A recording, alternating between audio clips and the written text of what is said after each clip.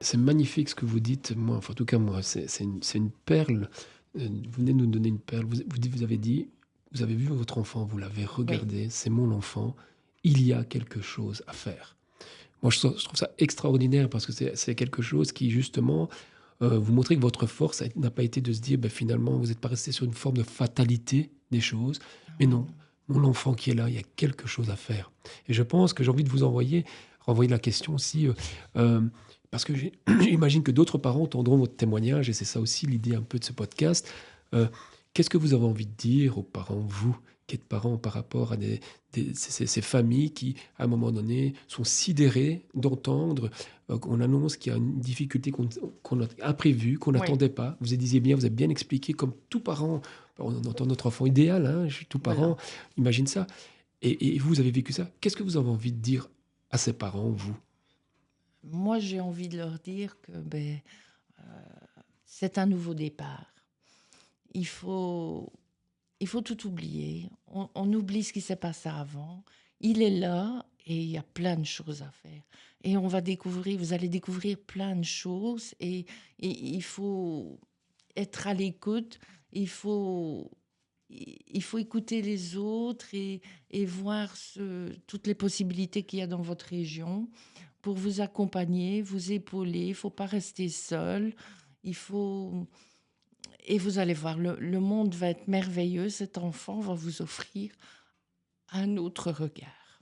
Un regard sur les choses que vous n'aviez pas avant. Et c'est pour toute la famille, toute votre famille. euh, c'est un don. C'est, c'est quelque chose qui vous arrive. On, on peut se dire que c'est un malheur, mais non. C'est quelque chose qui n'est pas arrivé par hasard. Si c'est arrivé chez vous, c'est parce que vous êtes capable de vous en occuper et de faire mille choses pour lui et que lui pourra faire mille choses pour les autres. Et moi, c'est ça, je voulais parler aujourd'hui euh, pour, pour aider aider les autres parents à croire en eux et que vous êtes capable de vous en occuper et que s'il est là aujourd'hui, il ou elle est là aujourd'hui, c'est pas par hasard. Pour continuer dans l'idée de votre témoignage que vous dites, vous avez envie de soutenir et aider des parents, Mm. à partir de votre expérience personnelle, hein, que vous nous partagez, pourquoi pensez-vous que certaines familles, je dis bien certaines, pas toutes, pourraient avoir besoin d'un service d'accompagnement? Parce que dans ce que vous expliquez, ben, finalement, vous êtes en train de bien démontrer qu'il y a quelque chose qui est de la part, mais qui est un travail en soi. Mais en quoi est-ce que ce serait intéressant pour d'autres parents de venir faire appel justement à un service comme Horizon ou Ressort, puisqu'il y a les deux qui travaillaient avec, avec Adrien? Ben, moi, je pense que, comme je l'ai dit tout à l'heure, quand l'enfant naît, différent, on vous l'annonce, mais on ne vous donne pas un mode d'emploi. On ne vous dit pas, il y a tel service, il y a plein de choses que vous allez pouvoir faire. Non, la première chose qu'on vous dit, c'est l'espérance de vie, hein. Mais vous savez, leur espérance de vie, elle est faible. On vous, comment dire, on vous donne l'idée que vous avez toujours possibilité d'avoir une petite porte de sortie. Si vous voulez, vous pouvez le faire adopter, vous pouvez toujours l'abandonner.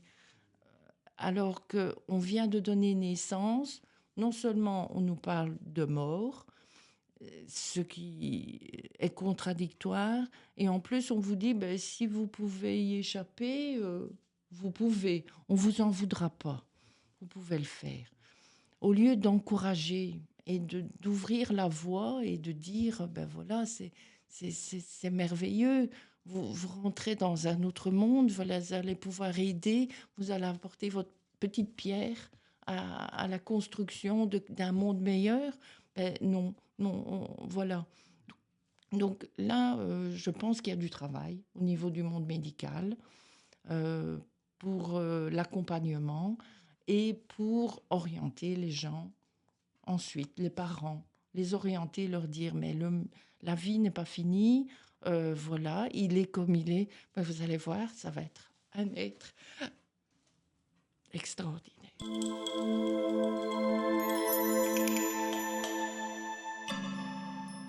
Je me tourne vers Graziella et Slavie. Dans toute cette expérience d'accompagnement que vous avez fait avec madame, à quel moment? Est-ce que vous avez des événements particuliers que vous avez vécu avec madame et Adrien, où vous vous êtes dit: «Oui, là, on a bien senti que notre travail d'encouragement», c'est ce que madame est en train de dire, qu'on a besoin de trouver de l'encouragement, on ne le trouve pas partout. Est-ce que vous avez un événement qui vous rappelle ça, à certains moments où vous dites, oui, Slavie peut-être?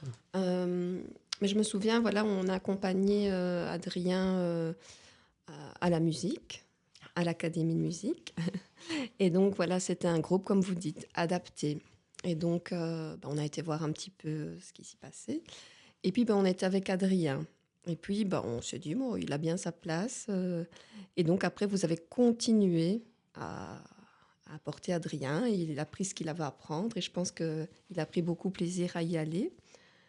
Et récemment, voilà, vous parliez de la danse.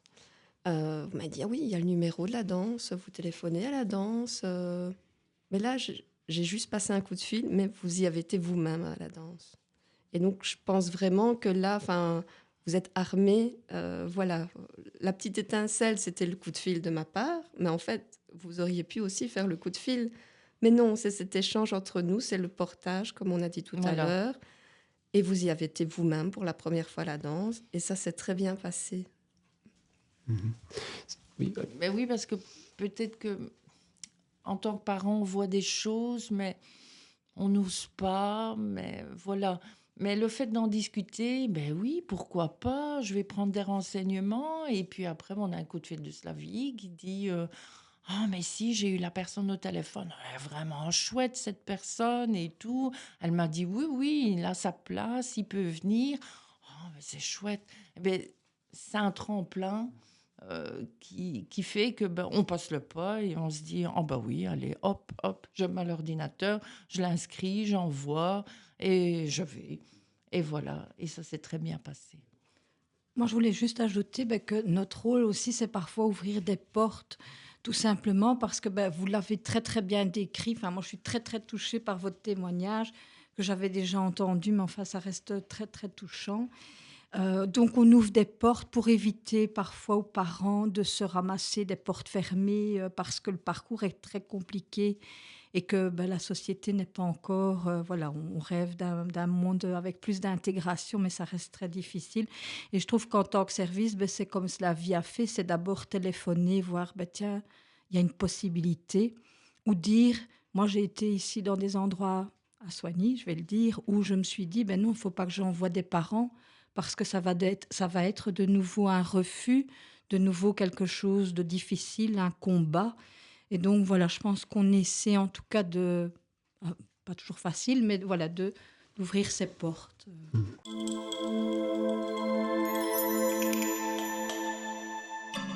C'est très fin ce que vous êtes en train de partager, toutes les 3 parce que, vous êtes en train de révéler quelque part qu'un travail d'accompagnement, c'est pas forcément des grands, grands projets qu'on doit mettre en place, mais ce sont les petites choses du quotidien qui Oui. finalement viennent soutenir, porter, on a parlé du portage tout à l'heure, et qui permet justement à une maman, un papa, une famille de faire juste le pas, voilà, qui manquait parce qu'il y avait un obstacle. Et je crois que c'est important de dire, parce que parfois on a l'impression qu'il faudrait faire des grands, grands projets, mais non, pas forcément.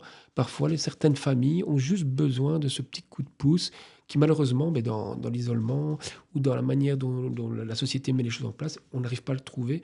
Et je pense que voilà, je trouve que c'est vraiment très intéressant.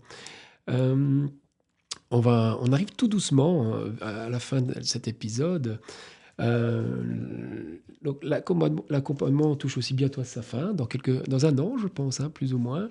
Euh, mais ça veut dire aussi que vous avez entendu parler à un moment donné dans le discours qu'Adrien est un adulte maintenant. Oui. Quel effet, qu'est-ce que ça a fait pour vous? Est-ce que ça a eu un- aussi, comme vous avez dit tout à l'heure, il a fallu m'adapter. Est-ce qu'il y a quelque chose à s'adapter aussi pour des parents finalement? Ou est-ce que ça suit son cours? Ben non, il est devenu adulte, il est devenu adulte. Ou bien ça vous a interpellé quelque part? Mais pour moi, Adrien sera toujours un enfant. C'est mon enfant et c'est pas parce qu'il a 18 ans qu'il passe adulte qu'il est capable d'être adulte. Je ne sais pas si on est capable d'être adulte, mais enfin, lui sera toujours attaché à nous euh, comme un enfant. Donc, seulement, le quotidien nous rappelle que 18 ans, c'est 18 ans, et au niveau administratif, plein de choses changent. Il devient donc administrativement adulte, donc capable, il doit être capable de gérer ses biens, il doit être capable, il est capable de prendre des décisions pour lui-même, et donc là, à partir de ce moment-là, il faut se dire que on doit faire appel à des personnes extérieures comme un juge qui décide que euh, quelqu'un va être administrateur de ses biens et de sa personne. Et là commence tout un processus administratif que sans aide, on ne sait pas comment faire. Donc là, heureusement que j'ai eu Graziella qui a tout de suite pris les choses en main et m'a dit là, vous pouvez aller, vous allez avoir des renseignements et voilà, toutes les procédures à suivre. Et donc là, j'ai suivi la procédure et on y est arrivé. Mais c'est aussi bien au niveau de la banque qu'au niveau de la carte d'identité, que le juge de paix. C'est lourd. C'est lourd. 18 ans, un enfant handicapé qui a 18 ans, c'est lourd. C'est lourd. C'est lourd. Et il vaut mieux être accompagné Et pour passer le cap. avec un petit peu d'humour, il paraîtrait aussi, dans une de vos accompagnements que vous avez fait, qu'on vous a même reproché d'aller trop vite. Il y aurait une Ah bon? assistante sociale qui, je ne sais plus, qui a ramené cette histoire. Alors que vous êtes bien en train d'expliquer, c'est lourd, il y a beaucoup de choses à faire, et on vous aurait reproché quelque part d'aller trop vite. Il y a quelqu'un qui peut rappeler un peu cette petite anecdote? En fait, comment je vais dire l'assistante, oui, il y a des assistantes sociales qui ont tendance à freiner les démarches administratives qu'on veut mettre en place parce qu'elles jugent que, il n'a pas encore 18 ans. À ce moment-là, il n'avait pas encore 18 ans. Mais moi, j'aime bien le prévoir. J'aime bien quand les choses sont claires.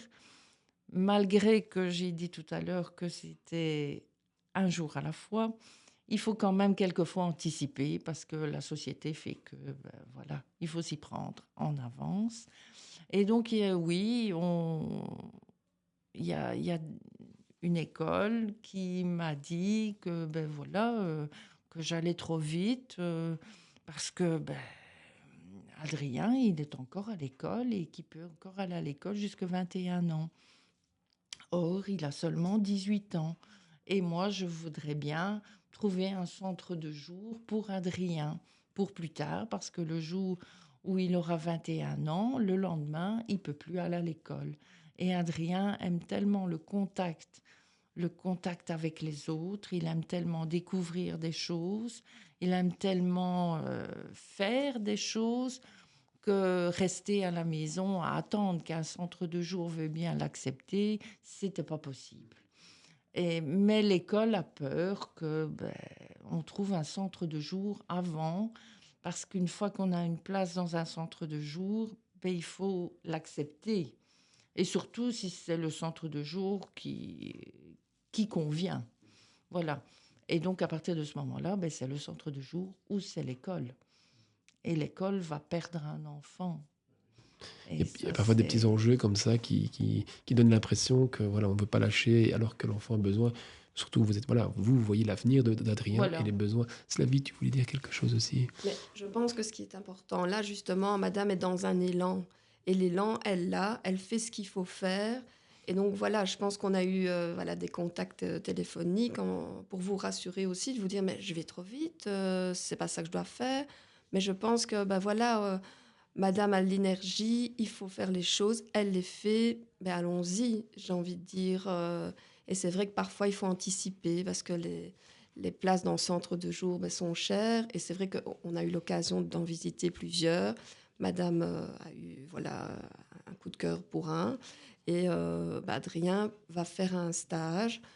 Voilà, pour voir un petit peu s'il s'y plaît. Mais je veux dire, comme les places Sont chers. sont Il chères, n'y a pas de place pour tout le monde, donc c'est une du réalité. coup, même si c'est dans 2-3 ans, c'est pas grave. Au moins, on a anticipé les choses et Adrien ne sera pas seul à la maison et restera en contact comme il en a besoin et comme il aime. Graziella, tu voulais intervenir? Non, je voulais juste compléter, mais Slavia a tout dit, Elle a c'est tout parfait. dit. Ok.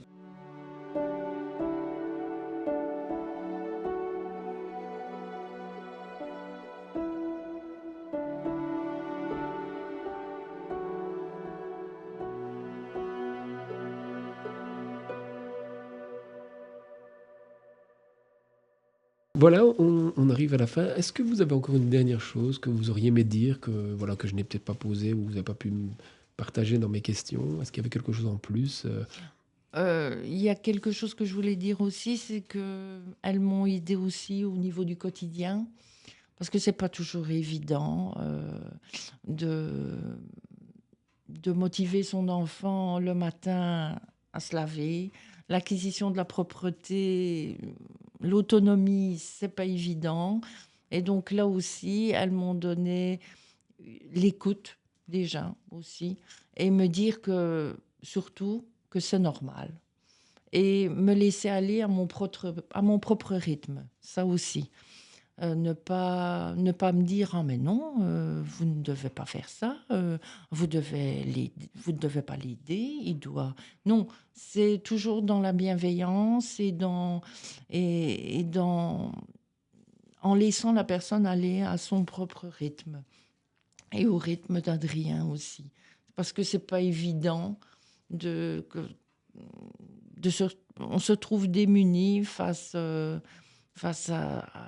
de bêtes choses du quotidien qui peuvent quelquefois submerger un peu. Et, et quelquefois, on s'assierait bien et on se dirait, je sais plus, je sais pas comment je vais faire. Il veut pas, je sais pas. Et voilà. Et donc, c'est en parlant que là, on met en œuvre des choses, des idées, des pistes, et voilà, pour que ça aille et ça fonctionne. Voilà. Donc, Merci beaucoup. Je ne sais pas si Slavie ou Graziella voulaient ajouter une dernière petite chose. Comme j'ai dit tout à l'heure, je voulais remercier Madame dans le partage qu'elle a eu avec nous de son histoire et voilà, du bout de chemin qu'on a fait ensemble. Voilà, ça fait presque 10 ans oui. qu'on fait un bout de chemin ensemble. C'était un long accompagnement, hein, Adrien. Je l'entends bien. Oui, juste un peu aussi dans ce sens-là, de dire, moi j'ai pris beaucoup de plaisir à travailler avec vous, madame, et avec Adrien.